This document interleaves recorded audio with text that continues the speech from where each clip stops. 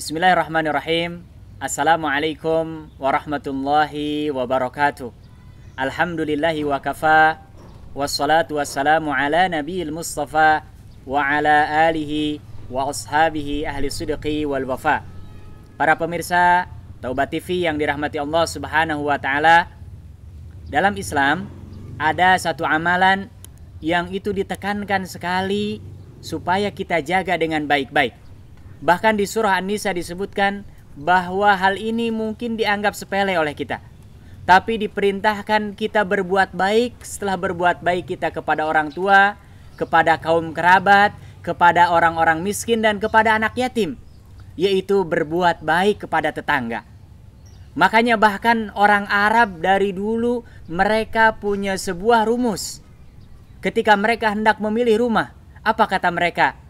Al-adda al-jaru qabla dar. Ya, kata mereka kalau kita hendak mencari rumah, maka jangan rumahnya dulu, tapi lihat dulu al-jar, yaitu tetangganya siapa. Karena kita bisa membayangkan kalau kita punya rumah yang dalamnya bagus, kita bisa tenang, tapi kita bertetangga dengan tetangga yang kita tidak bisa nyaman. Makanya kita sebagai seorang muslim bukan hanya mengharapkan mendapatkan tetangga yang baik, tapi ketika kita menjadi tetangga orang lain, harus menampilkan menjadi seorang tetangga yang terbaik. Makanya Rasulullah SAW mengingatkan tentang pentingnya bagaimana menjaga kebaikan-kebaikan kita kepada para tetangga. Sampai-sampai kata Rasulullah SAW, saya mengira Jibril itu akan menurunkan wahyu dan mewajibkan untuk membagikan harta warisan kepada tetangga. Ini yang digambarkan oleh Rasulullah SAW, bagaimana Islam mengajarkan untuk berbuat baik kepada tetangga. Dalam riwayat lain bahkan Rasulullah SAW menyebutkan, man kana yu'minu billahi wal yaumil akhir, siapa yang beriman kepada Allah dan hari akhir, apa kata Rasulullah SAW? Fal yukrim jarahu, maka hendaklah dia memuliakan tetangganya. Makanya dalam Islam ada beberapa panduan, ada beberapa hal yang harus betul-betul kita perhatikan, dan itu menjadi kewajiban kita dan menjadi hak tetangga kita. Yang pertama dalam Islam adalah kita harus betul-betul menjaga dan tidak menyakiti tetangga kita bil qauli au bil fi'li, baik itu berupa ucapan ataupun tindakan. Bahkan pernah ada suatu riwayat yang menakutkan sekali, menyeramkan sekali. Kita menganggapnya mungkin bertetangga, ya hanya sekedar bertetangga. Tapi Rasulullah SAW sampai mengulang kata-kata ini, la yu'min, la yu'min. Kata Rasulullah SAW, tidak beriman atau imannya sangat rendah. Siapa itu wahai Rasulullah SAW? Alladzi la yu'min jarahu bawa'iqahu, seorang yang dia mengaku beriman tapi tetangganya merasa tidak aman dengan kehadirannya.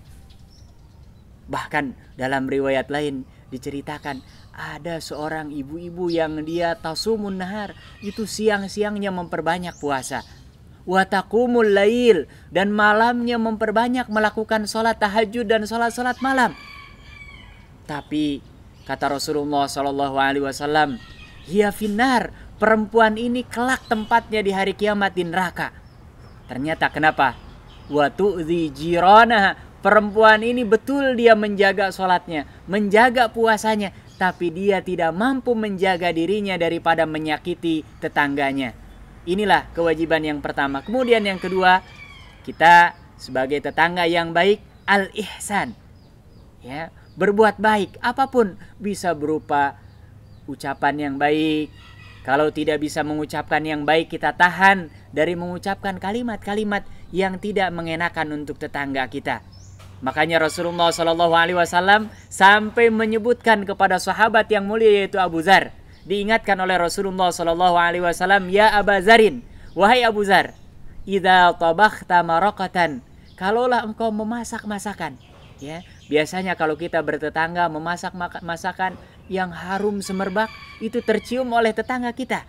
Apa pesan Rasulullah SAW? Kata Rasulullah SAW, wahai Abu Dzar, kalaulah engkau memasak masakan jangan lupa bagi tetanggamu walaupun hanya sekedar airnya. Ini sebetulnya bahasa halus dari Rasulullah SAW. Jangan sampai rumah kita tercium sedang memasak masakan yang begitu enak, kemudian tetangga kita menciumnya, tapi kita tidak ingat sama sekali.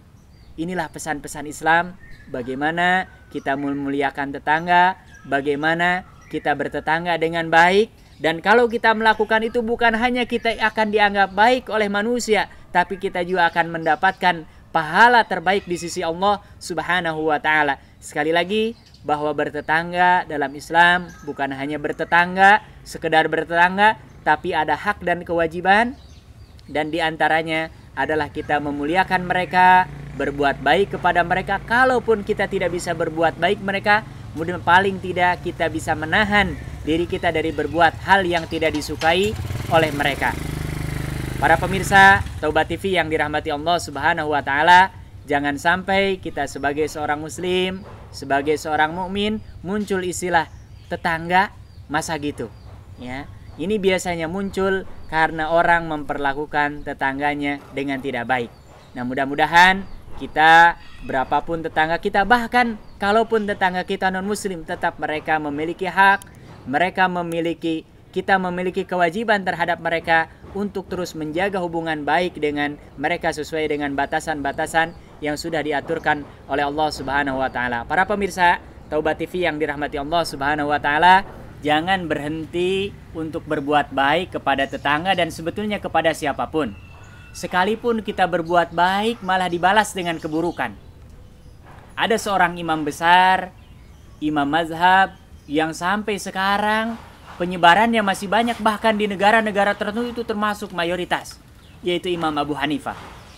Beliau ditakdirkan oleh Allah Subhanahu wa ta'ala memiliki seorang tetangga yang betul-betul sangat jahil, iseng, tidak memperhatikan bagaimana bertetangga yang baik. Tapi beliau tidak menjawab, tidak membalas keburukan dengan keburukan, tapi beliau membalas keburukan dengan kebaikan. Dan ini kata para ulama, kalau kita ingin menjadi orang baik, jadilah seperti pohon mangga. Orang melempari kita dengan batu, kita melempari mereka dengan buah. Nah, Imam Abu Hanifah ini tetangganya setiap malam naik ke atas gentengnya, mabuk-mabukan, kemudian dia memainkan gitar sambil bernyanyi-nyanyi sampai larut malam. Dan otomatis Al-Imam Abu Hanifah merasa terganggu, tapi tidak pernah komplain, tidak pernah menegur dengan keras. Justru yang dilakukan oleh Imam Abu Hanifah adalah mendatanginya, memberikan hadiah kepadanya. Sampai-sampai laki-laki ini setiap malam kelakuannya seperti itu. Naik ke atas genteng rumahnya, mabuk-mabukan, dan itu yang dilakukannya selama bertahun-tahun. Suatu hari Imam Abu Hanifah mendapati bahwa laki ini tidak terdengar suaranya. Kemudian dia dalam keadaan jatuh sakit.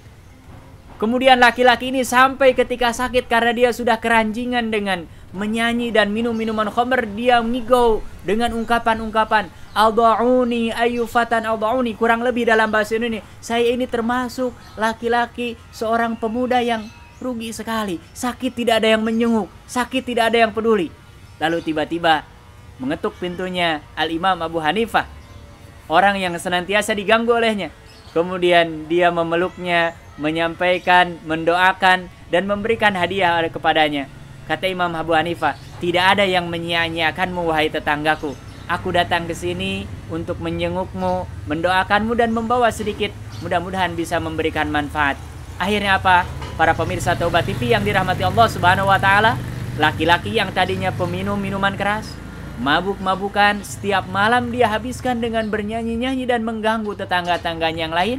Ketika diperlakukan dengan baik, akhirnya dia taubat, dia berhenti daripada kebiasaan buruknya, dan bahkan dia diceritakan menjadi seorang yang alim, menjadi seorang yang memiliki pengetahuan yang baik tentang agama. Nah, mudah-mudahan sekali lagi, jangan lupa kalau kita punya tetangga, kita sudah berbuat baik, dibalas dengan keburukan. Jangan balas keburukan dengan keburukan, balas dengan kebaikan, balas lagi dengan kebaikan. Itu sebetulnya hanya tinggal menunggu waktu di mana Allah Subhanahu wa ta'ala akan memberikan petunjuk, hidayah, dan kelembutan hati kepada orang itu. Itu saja. Jangan lupa like, komen, dan subscribe. Mudah-mudahan bisa memberikan manfaat untuk kita dan juga untuk orang lain. Hadanallahu wa iyyakum ajma'in. Assalamualaikum warahmatullahi ta'ala wabarakatuh.